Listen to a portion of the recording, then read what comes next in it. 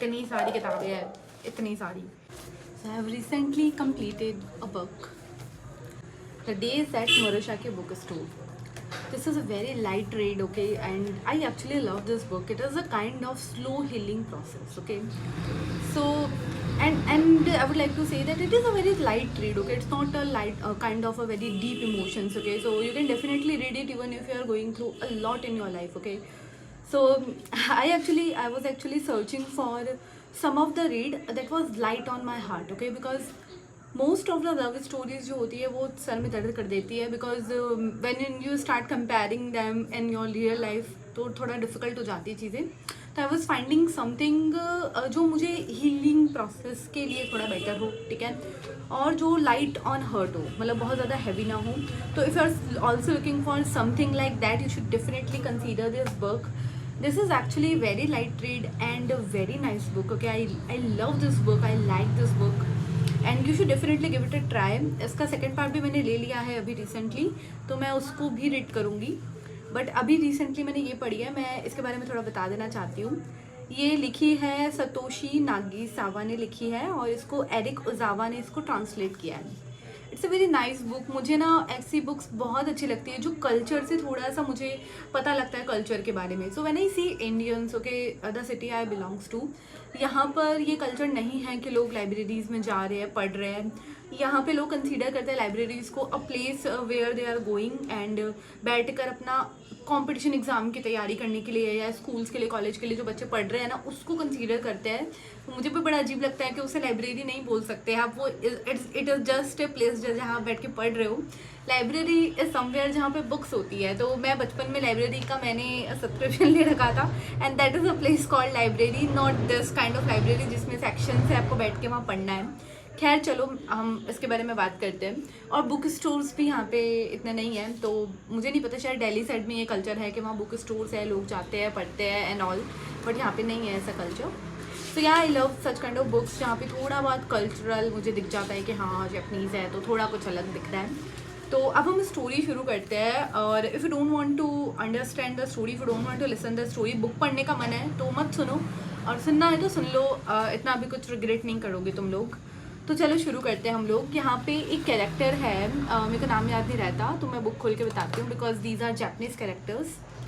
एक है Takeko, okay, the second character is Hideki and the third is Satoru, okay. Main character यहाँ पे टैकेको ही है, ओके, द गर्ल. तो एक गर्ल है Takeko, she is dating a boy जिसका नाम है हिडेकी, ओके. एंड 3 years से उस लड़की को उस पर क्रश है and now they are actually dating. And one day they are having food at any restaurant, okay, some restaurant they are having food and suddenly Hideki उसको बोलता है कि I am getting married.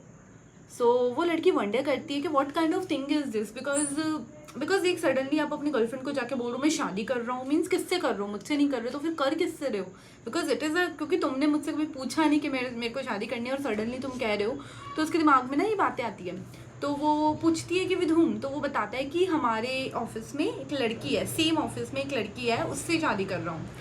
Now जो टकाको है the girl, she start thinking कि यार मैं, वो लड़की मुझसे दिखने में भी एवरेज है, हाइट में भी कम है, तो वाई, ऐसा क्यों, एंड प्लस हम लोग डेट भी कर रहे हैं, इतना टाइम से डेट कर रहे हैं, फिर ऐसा क्यों. But I don't know what kind of person Hideki is. वो बंदी कुछ नहीं कहती एंड लेटर ऑन वो सेपरेट हो जाते हैं. अब हिडेकी उसको प्रपोजल दे रहा है कि इफ़ यू वांट हम शादी के बाद भी कंटिन्यू कर सकते हैं, हम लोग हैंग आउट कर सकते हैं, काइंड ऑफ थिंग वो उसको बोल रहा है. बट टैकेको को ये चीज़ थोड़ा सा अच्छी नहीं लगती है, तो वो क्या करती है ना कि वो अपनी वक्त पे काम पे फोकस करना शुरू कर देती है. But the boy is also working in the same office, the third girl is also working in the same office. So it is becoming very difficult for Takeko to live at that place, okay. So now after a few days of working, she decided that कि मैं job quit करना चाहती हूँ and वो job छोड़ देती है. अब इसके बाद वो रह रही है अपने फ्लैट पे, रह रही है, आराम से रह रही है. ड्यूरिंग दैट ड्यूरेशन वो अपनी मॉम को ये बातें बताती है उसके साथ क्या क्या हुआ है. एंड सडनली उसका मॉम उसको सजेस्ट करती है कि एक अंकल है उसके, सटोकू करके है ना, सटोकू करके एक अंकल है, तो नाम थोड़े यार इधर उधर हो तो देख लेना। सटोको करके अंकल है, तो उसकी माम बोलती है कि तुम उनके बुक स्टोर पे जाके रहने लग जाओ, एंड उनके बुक स्टोर में तुम्हारे लिए मतलब काइंड ऑफ रेंट फ्री हो जाएगा, तो तुम्हारी सेविंग्स बचेगी। एंड वो जो गर्ल है वो टेकेको, उसको स्टार्टिंग में वो फील करती है कि मुझे नहीं जाना है, वो बहुत इरिटेटिंग अंकल है काइंड ऑफ करके वो वहाँ जाने से डिनाई कर देती है। बट क्योंकि उसके पास जॉब नहीं है और उसकी मेंटल हेल्थ भी कुछ ज़्यादा अच्छी नहीं है आफ्टर दिस ब्रेकअप, तो शी डिसाइडेड कि हाँ ठीक है यार चली जाती हूँ काइंड ऑफ करके वो डिसाइड करती है कि मुझे चले जाना चाहिए। नाउ वो जो लड़की है वो वहाँ पर जाती है, ओके, एंड वहाँ पर जाकर वो इनिशियली वहाँ पे एज एन बुक स्टोर पे काउंटर पे काम करना शुरू कर देती है। उसके अंकल का बुक स्टोर है जिसका नाम है मोरिचाकी बुक स्टोर, और वो पूरी स्ट्रीट पर ही ऐसे बुक्स मिलती है, सब लोग डिफरेंट डिफरेंट काइंड की बुक्स सेल करते हैं, ठीक है। उसके जो अंकल है वो पर्टिकुलरली ओल्ड बुक्स को सेल करते हैं। अब होता ये है कि वो वहाँ पे रहती है ऊपर वाले सेकंड फ्लोर पे जाकर रहती है, और सेकंड फ्लोर पूरा मेस्डअप है, किताबों से भरा हुआ है, बट स्टिल क्योंकि उसको तो बस खर्चा बचाना है करके वो बस काम चला रही होती है वहाँ पर। अब क्या होता है ना कि धीरे धीरे उसको वहाँ रहकर ठीक ठाक लगने लग जाता है, वो कुछ किताबें पढ़ने लग जाती है। She has never been into books, वो सिर्फ हीलिंग के लिए किताबें पढ़ रही है।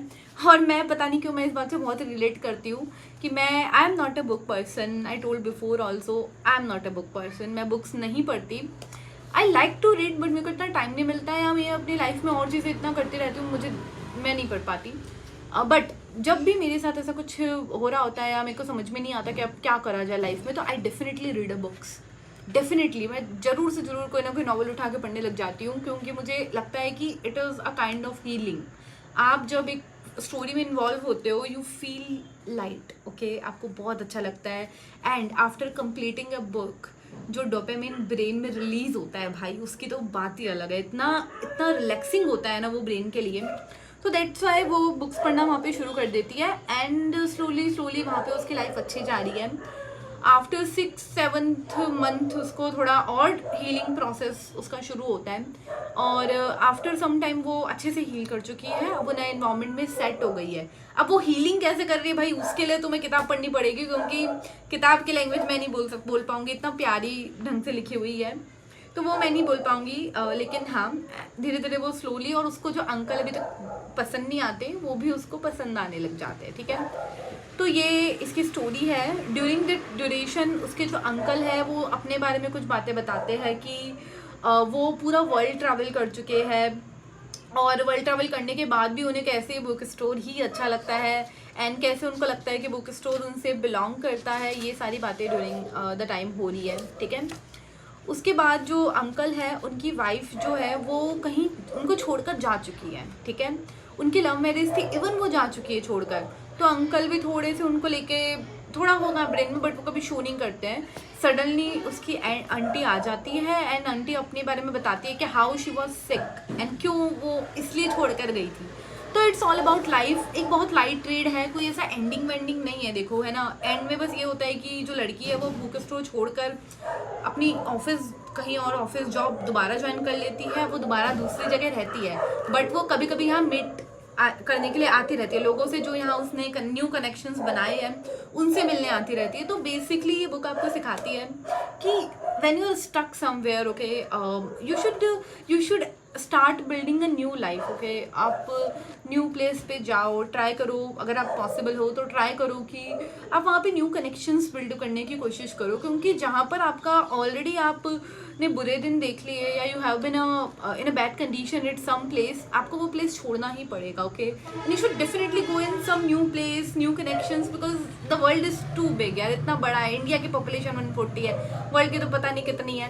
तो जाओ, नई जगह जाओ, नए लोगों से मिलो, and start a new life over there. Don't get yourself stuck in the place जहाँ पर नहीं वर्कआउट कर रही है चीज़ें, ठीक है। तो ये बहुत अच्छी किताब है यार, तुम पढ़ सकते हो, वेरी लाइट रीड है। और मैं कुछ इसके अंदर लाइन्स जो मुझे अच्छी लगी वो मैं बताना चाहती हूँ यार। देखो एक लाइन है, If you don't want to be a shallow person, then you should try reading some of the wonderful books in the place. मैं एग्री करती हूँ, क्योंकि किताब पढ़ने से भाई बहुत क्लियरिटी मिलती है, थॉट्स की क्लियरिटी मिलती है। उसके बाद एक पॉइंट आता है जब अंकल से वो बात कर रही होती है कि uncle you have been in so much place, आप इतने सारी जगह घूमे हो तो आप में तो कितना सारा एक्सपीरियंस होगा। तब उसके अंकल उसको एक बात बोलते हैं कि no matter where you go और how many books you read, you still know nothing, you have not seen anything and that's life. On and on and in and in and still the blue green mountains. तो मुझे भी ये line भी मेरे को बहुत अच्छी लगी। And one more line I liked that the act of seeing is a no small thing. ये बिल्कुल मैं एग्री कर रही हूँ, बिकॉज कई बार ना कुछ लोग बहुत अच्छे होते हैं, they are very nice persons, but not everybody can see that. Okay, तो फॉर सीइंग बहुत दिमाग लगता है। मैं कहूँगी कि बहुत ज़्यादा आपको EQ आपको बहुत बढ़िया होना चाहिए। एंड तो यही बात है कि the act of seeing is no small thing, to see something is to be passed by it, sometimes is carries of a part of you और sometime is it's your whole soul. भाई बड़ी deep line है। One more thing I liked, there is a line that I finally, उसके uncle उसको बोल रहे हैं जब वो बताते हैं कि मैं पूरा वर्ल्ड टूर करके आया एंड उसके बाद भी वो बुक स्टोर पे ही क्यों काम कर रहे हैं, है ना। तो I finally realize it was not just a question of where I was, it was about something inside me. No matter where I went, no matter whom I was with, if I could be honest with myself, then it was where I belonged. तो वो बताते हैं कि इसलिए मैं book store पे वापस आ गया। I actually like this book, very light read and you can, छोटी सी किताब है, पढ़ लो, अच्छी किताब है, बहुत पतली सी किताब है। सो यार this is that's it for today's guys. मेरे पास बहुत सारी किताबें और भी हैं, इतनी सारी किताबें हैं, इतनी सारी मैंने अभी भी मंगवाई है, मैंने पढ़ी भी नहीं है इनको। तो मेरे को जैसे ही टाइम मिलता है मैं इनको पढ़ूंगी and I will definitely try to review them, क्योंकि मेरे को टाइम नहीं मिल रहा है भाई पढ़ने का, but I will definitely try. And yeah thank you for watching everybody, I hope you like the video.